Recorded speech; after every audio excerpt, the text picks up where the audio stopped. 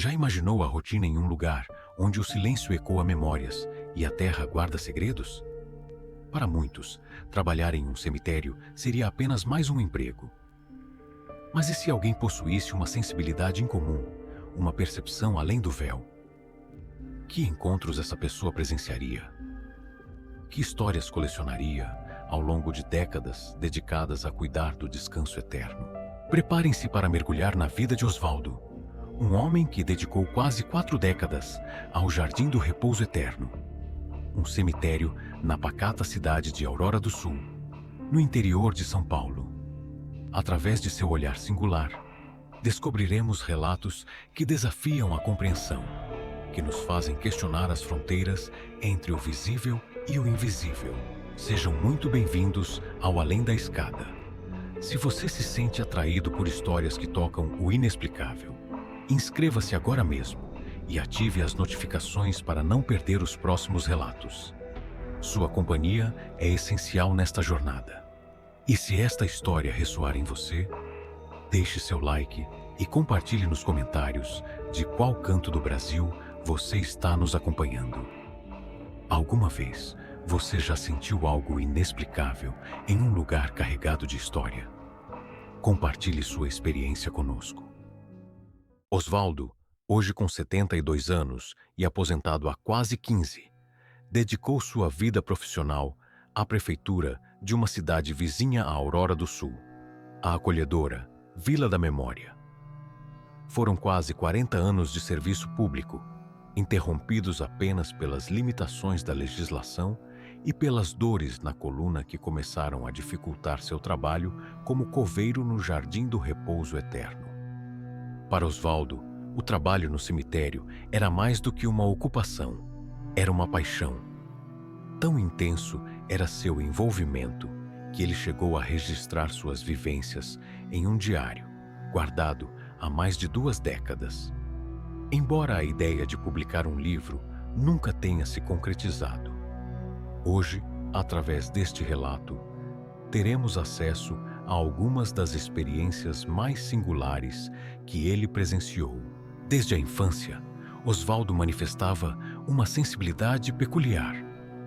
Uma amiga de sua mãe chegou a dizer que ele era médium, uma explicação que parecia encaixar-se nas estranhas percepções que o acompanhavam. Ao longo dos anos, trabalhando entre os túmulos, ele realizava uma média de 5 a 6 sepultamentos diários, além de cuidar da manutenção, reforma de mausoléus e da árdua tarefa de cavar e cobrir as sepulturas. As primeiras manifestações mais marcantes ocorreram após 2 anos de sua jornada no cemitério. Embora desde cedo Osvaldo visse vultos, ouvisse vozes e sentisse presenças inexplicáveis, além de ter sonhos vívidos que se confundiam com a realidade. Para aqueles que compartilham dessa sensibilidade, a familiaridade com tais fenômenos traz, com o tempo, uma aceitação que suplanta o medo inicial. Osvaldo passou a encarar essas ocorrências como parte natural de sua existência. E a curiosidade em compreender e, de alguma forma, auxiliar essas almas que pareciam necessitar de ajuda, tornou-se mais forte que qualquer receio. Os primeiros anos de trabalho transcorreram relativamente sem grandes sobressaltos. No entanto, uma situação em particular marcou o início de uma série de encontros incomuns.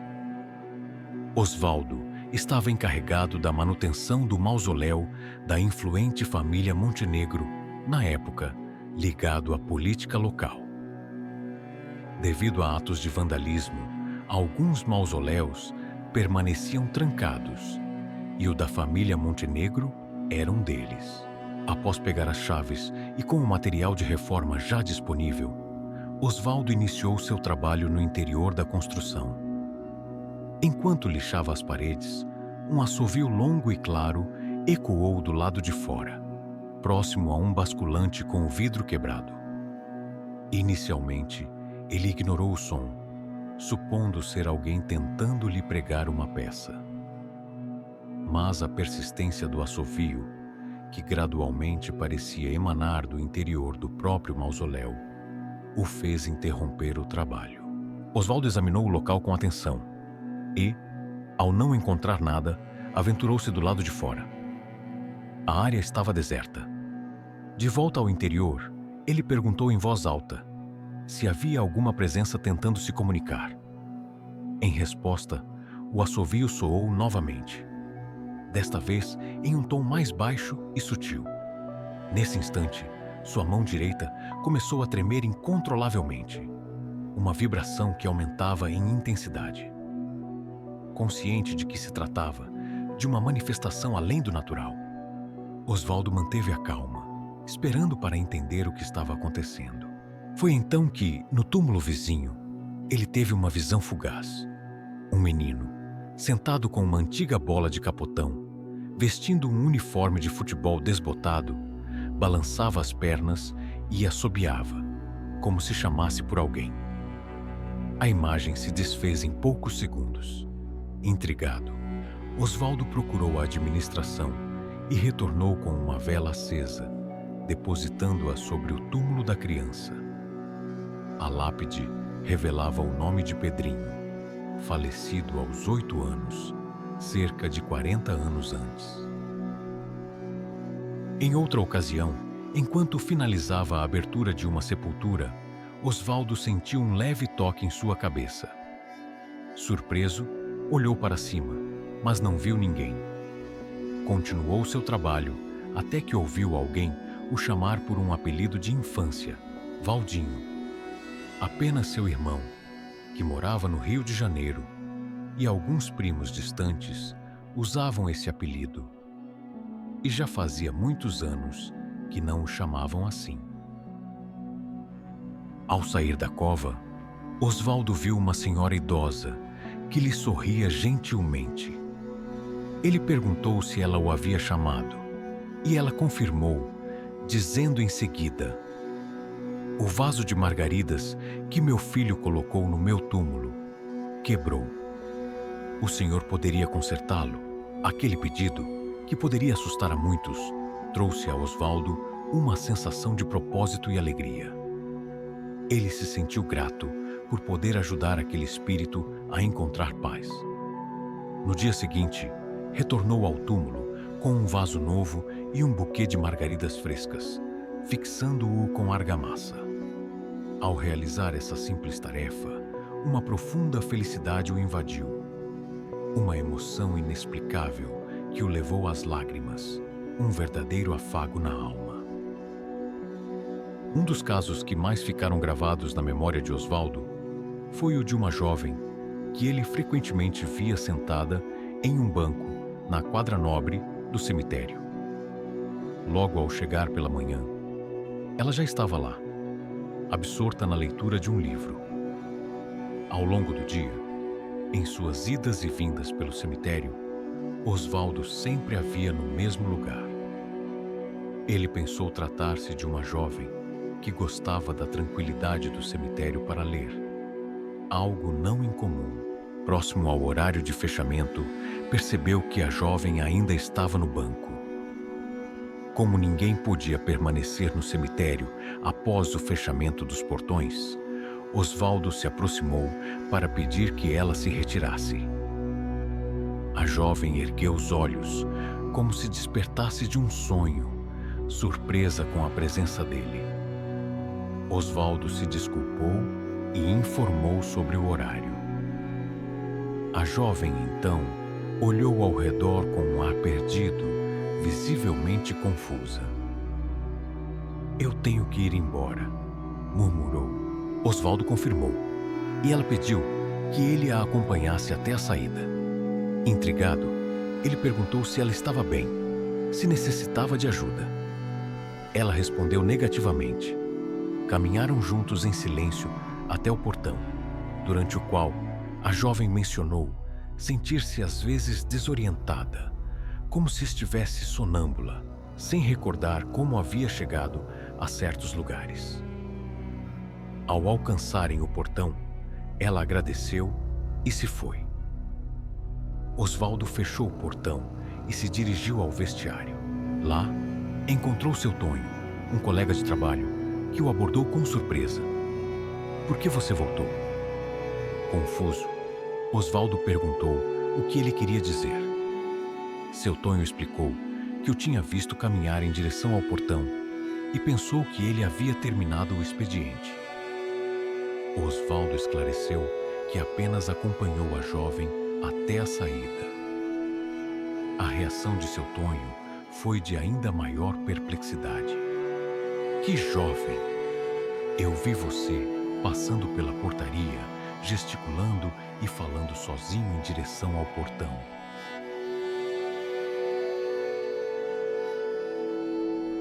Contrariando a crença popular, Osvaldo testemunhou a maioria dos fenômenos inexplicáveis durante o dia. Em suas raras ocasiões de trabalho noturno, apenas uma vez presenciou algo realmente perturbador. A figura de uma mulher vestida de branco, semelhante a um vestido de noiva, caminhando entre os túmulos e emitindo um som doloroso, um grunhido sofrido. Ao tentar se aproximar, a figura virou a esquina de uma quadra e desapareceu. Essa foi sua única experiência noturna significativa. Em contraste, uma das lembranças mais dolorosas para Osvaldo ocorreu em pleno dia. O sepultamento de 2 crianças que morreram de fome e sede após serem deixadas sozinhas em casa por pais dependentes químicos, que faleceram em um acidente. A comoção na cidade foi imensa e o cemitério ficou lotado no dia do sepultamento. A cena da avó das crianças se jogando na cova ao ver os caixões descerem marcou profundamente Osvaldo, sendo para ele a imagem mais triste que jamais presenciou. Devido à comoção, o sepultamento se estendeu até tarde. No dia seguinte, Osvaldo foi solicitado a chegar mais cedo para organizar a área. Ao chegar, por volta das 6 da manhã, foi tomar café no refeitório e notou a porta do armário da cozinha entreaberta. Ao verificar, percebeu que biscoitos, leite em pó, margarina e macarrão instantâneo haviam sumido. Sua primeira hipótese foi um furto. No entanto, ao chegar à cova das crianças, encontrou espalhados sobre os túmulos os pacotes vazios dos biscoitos, farelos de macarrão, restos de leite em pó. Tudo o que havia desaparecido da despensa. Aquela foi a primeira vez que Osvaldo compartilhou suas experiências com os colegas. A explicação era óbvia demais para ser ignorada. As pobres crianças, que haviam morrido de fome, pareciam ter encontrado algum consolo naquela comida. Mesmo assim, alguns colegas mostraram-se céticos. Em meio à atmosfera de estranheza e um certo temor, os funcionários tomaram uma decisão unânime. Todos os dias, levariam 2 pedaços de pão para deixar sobre a sepultura das crianças, um gesto de solidariedade silenciosa, para que nunca mais sentissem fome. Após esse ato, os desaparecimentos de comida cessaram completamente. Para finalizar este relato, Osvaldo compartilha uma experiência que viveu ao lado de um colega, seu Bento, um funcionário antigo do cemitério. Eles estavam trabalhando no paisagismo de um canteiro de flores próximo à administração, preparando o local para o dia de finados. Com o prazo apertado, permaneceram no cemitério até tarde da noite. Passavam das 9 horas quando notaram uma luz intensa e intermitente no final de uma das quadras, perto do muro dos fundos. A intensidade do brilho era surpreendente, muito forte para ser um isqueiro ou lanterna comum, assemelhando-se ao farol de um caminhão, que iluminava as lápides ao redor.